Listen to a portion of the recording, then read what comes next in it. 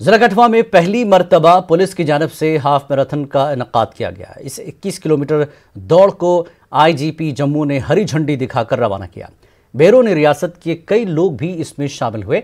2, 5, 10 और 21 किलोमीटर जुमरों में लोगों ने हिस्सा लिया।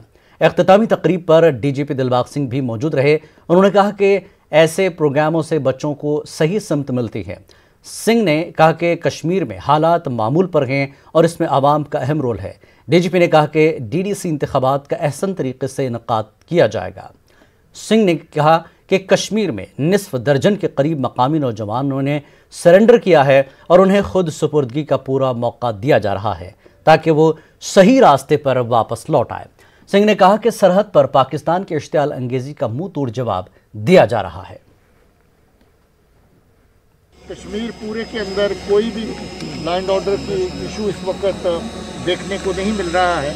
ये लोगों का सहयोग इस हालात को अच्छा करने में हमारे काम आ रहा है।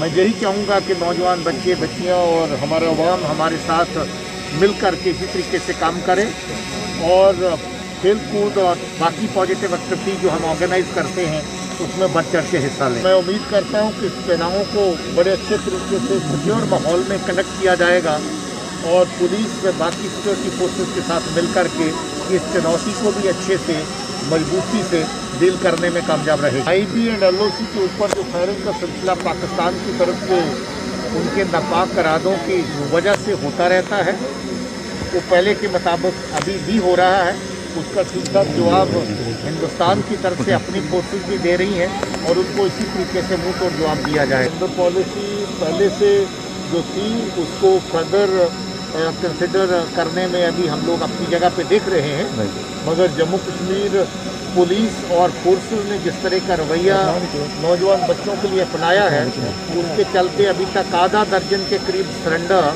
एनकाउंटर के दौरान हो चुके हैं।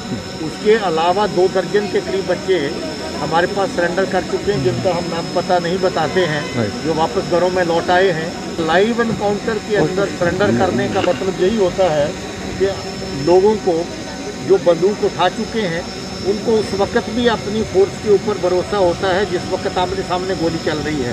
उस वक्त भी अगर हथियार फेंक के सामने आते हैं तो हम उनको मौका देते हैं कि फिर से अपनी ज़िंदगी को अच्छे से चला सकें।